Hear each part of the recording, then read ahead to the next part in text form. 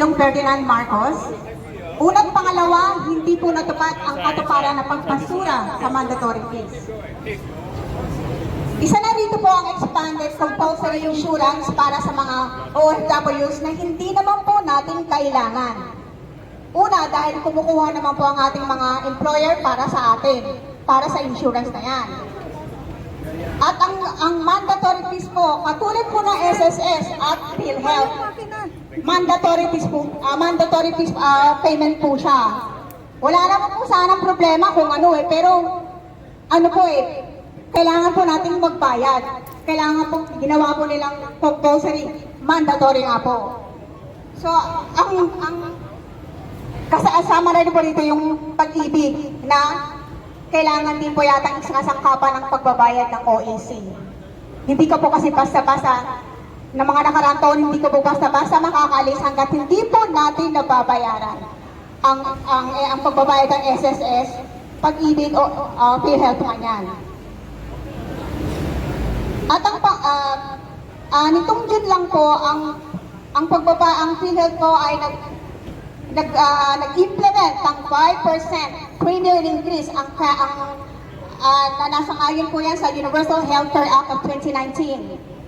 Lumabas kailan ang balitang kinukuha po ng gobyerno ang 90 billion pesos na nanggagaling po sa PhilHealth.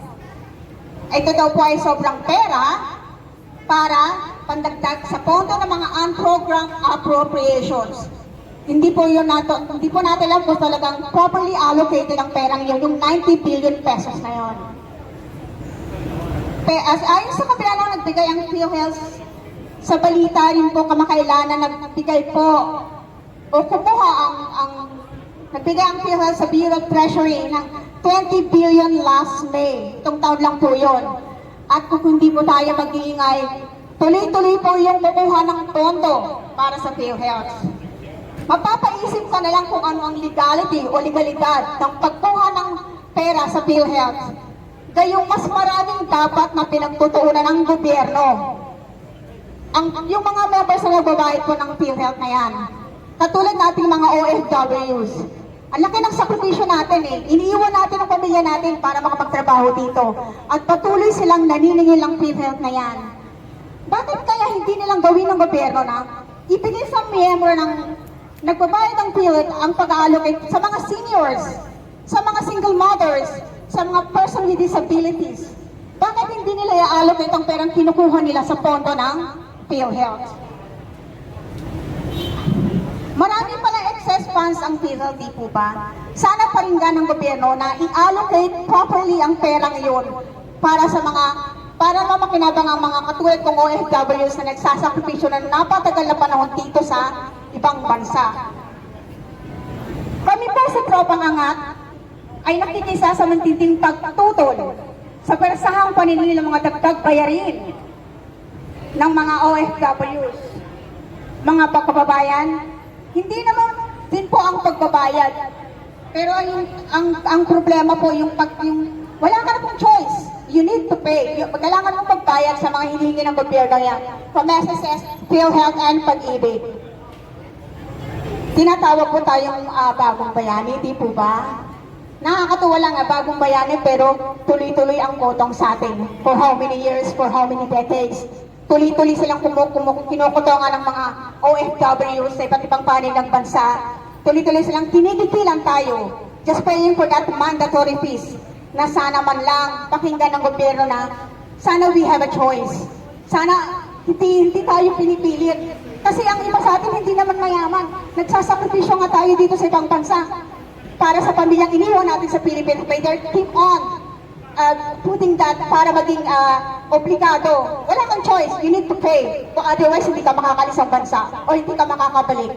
Yun po ang nangyayari. Sama-sama sana tayong sa pangangalampag. Hindi lang po kaming OFW dito sa Hong Kong, sa alang panig ng mundo. Pagtulungan po tayo, ipanawagan sa gobyerno na ibasura po ang mandatory fees, SSS, PhilHealth o Pag-ibig at yung pong compulsory expanded insurance, which is dito po sa Hong Kong, gobyerno po ang kumukuha nun. Employer po natin ang kumukuha nun. Maraming pasalamat po. Mandatory fees! Basura! Protection! Protection! Tama yon, ate. Malinaw po, nakasaad sa batas ng RA 11223 or Universal Healthcare Act na lumabag ang gobyernong Marcos sa batas na ito. Dahil nakasaad dito na bawal ilipat o gamitin sa ibang proyekto ang unused funds ng PhilHealth. Bagkus, idagdag ito sa mga benepisyo ng PhilHealth o bawasan ng premyong. Pero ang ginawa ng pinagmamayabang na bagong Pilipinas ay dagdag koleksyon, dagdag pagtaas ng paniningil ng PhilHealth. Kaya, no to mandatory fees! Muli ating tinatawagan si Tess Oleta ng mamamayang liberal para talakayin naman ang pagtaas ng mga bilihin at serbisyong panlipunan at ang usapin sa mababang pasahod. Thank you so much. Marinig ba? Magandang umaga sa ating lahat. Para po sa lahat na nandito ngayon, sa ating mga kababayan, ano nga ba ang ating pinagkakaabalahan ngayong araw? Bukas po nakatakda ang pangatlong SONA ni Presidente Marcos. So bakit nga ba ginagawa ang SONA or State of the Nation's Address? Nakasaad sa saligang batas ng Pilipinas, ang Presidente ay nakatakdang magbigay ng ulat o report ng kasalukuyang kondisyon ng bansa. Kondisyon sa ekonomiya, politikal, social, at maging mga achievements kung meron man. Meron ba?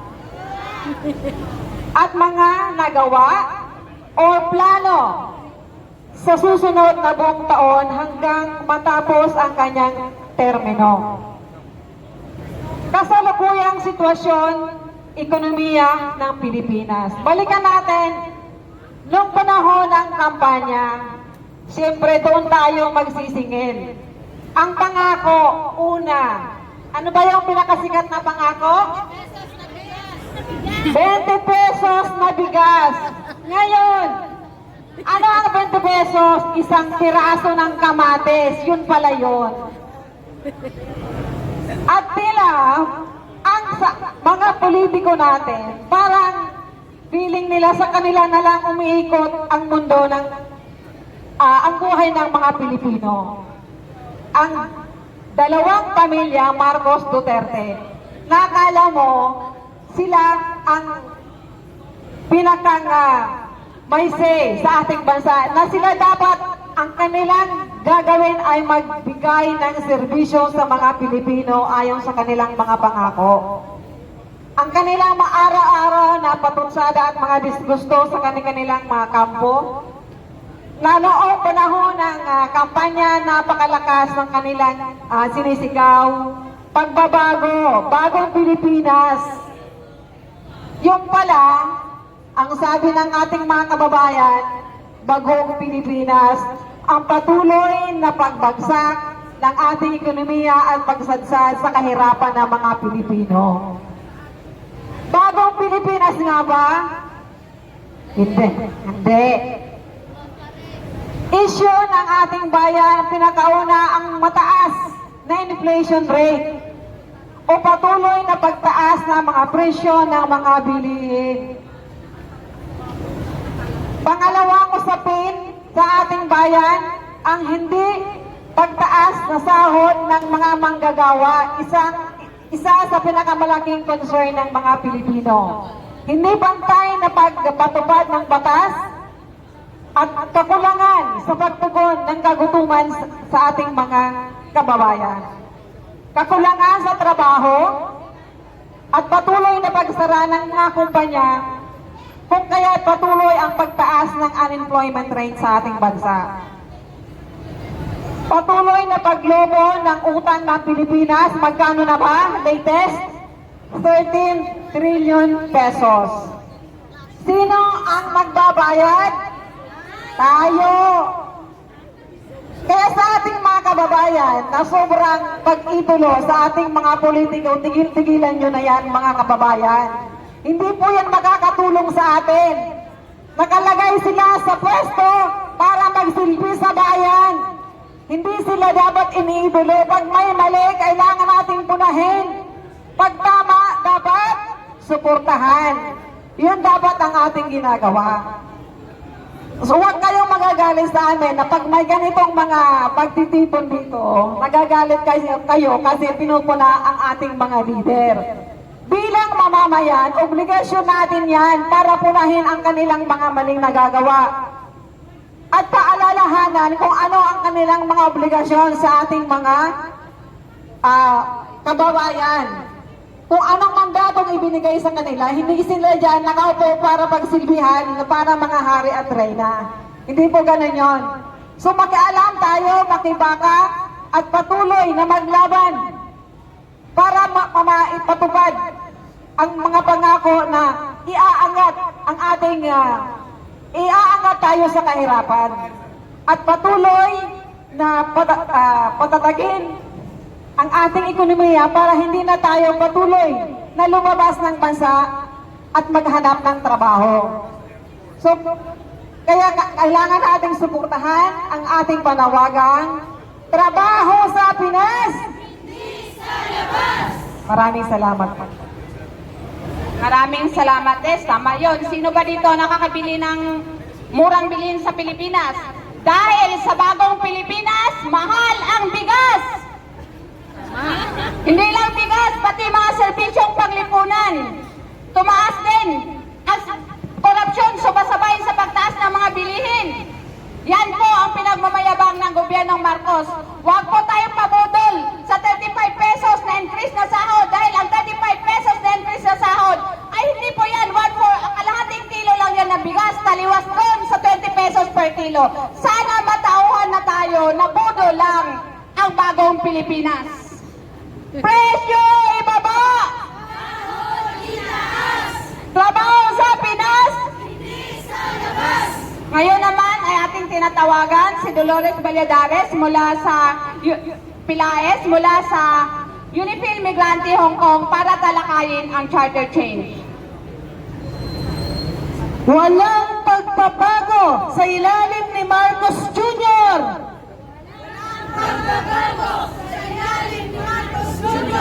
Isang magandang araw po sa lahat at kagaya po ng nabanggit pag-usapan po natin ngayon ang usapin ng charter change at bakit tayong mga OFWs at pamilyang Pilipino ay ayaw sa tsa-tsa o sa pagbabago ng konstitusyon. Matapos po na may bagsak ang diktadoryang Marcos noong 1986, binago na ang ating konstitusyon. At dahil nagmula tayo sa isang pagpabagsak